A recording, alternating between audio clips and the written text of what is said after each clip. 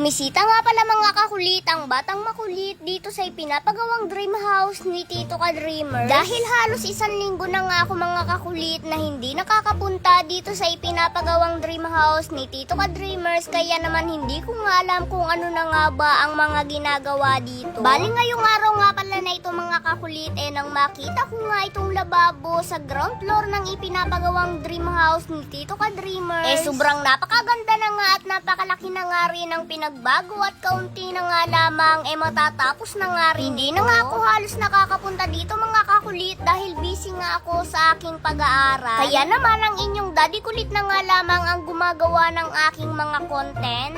Dahil mga kulit, so bali ngayon, ilalagyan na nga pala ng tiles itong mga gilid nitong island table. Tayo-tayo na nilalagyan mga kakulit ng mga tiles. O diba, ayan o, meron na. Meron na siya dito.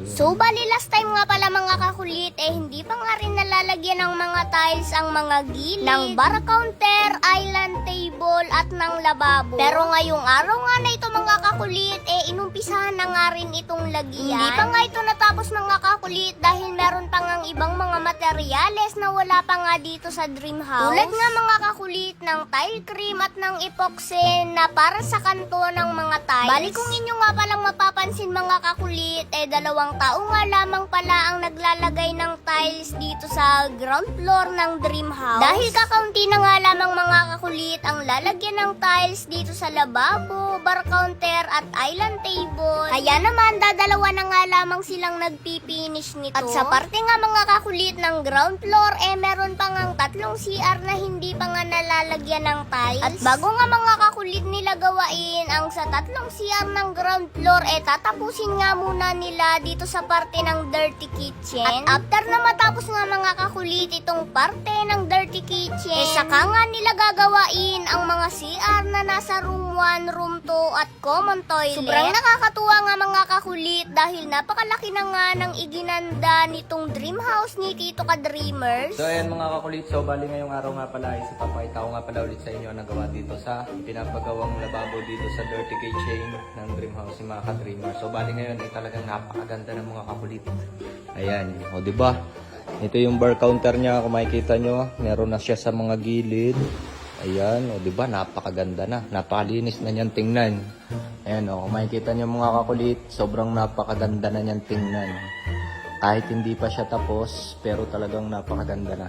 So bali kahapon nga pala mga kakulit, pinahitawid to sa inyo kahapon is wala pa tong gilid na to. So ngayon meron na siya. Diba? Ang ganda ng tingnan. So ang kulang na nga lamang pala sa kanya is yung mga epoxy para dito. So dito naman sa part ng lababo mga kakulit, ganun pa rin, wala pa rin nangyari kasi kinulang nga sa tiles at wala pa rin tile cream, kaya ganun pa rin ang itsura ng lababo. Pero dito sa part ng island counter, makikita nyo mga kakulit, napakaganda na. Kahapon wala pa to sa gilid nito, wala pa siya. Pero ngayon kung makikita nyo, ayan, di ba, meron na rin siya at napakaganda na talaga. So bali ang kulang na nga lamang pala dyan mga kakulit is ito. Tapos itong kabila.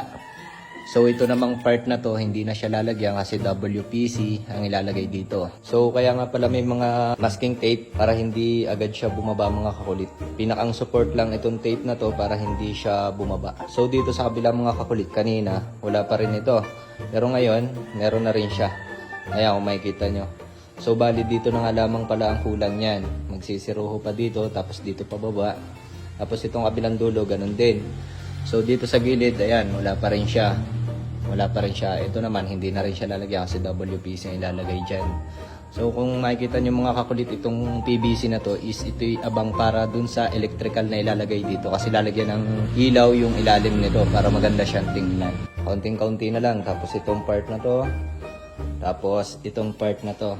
Ayan, lalagyan din kasi ng tiles yan So, kung makikita nyo mga kakulit, grabe napakalinis na. Kung makikita nyo mga kakulit, grabe ang laki na talaga ng pinagbago. Sobrang napakaganda na. Tapos, dun sa part na yun mga kakulit, yan, sa itaas ng lababo na yan, magkakaroon siya dyan ng hanging cabinet para maganda siyang tingnan. Tapos, dun sa ilalim naman ng lababo, magkakaroon din siya ng cabinet dun. Kaya lamang mga kakulit at ngayon nga naipakita ko na sa inyo kung ano naman yung mga nagawa dito. So ngayon mamimigay ako ng bonus, basta i-check nyo lamang ang comment section at syempre mag-comment na rin kayo dyan sa baba dahil pumaldo ako dito sa PH Modern.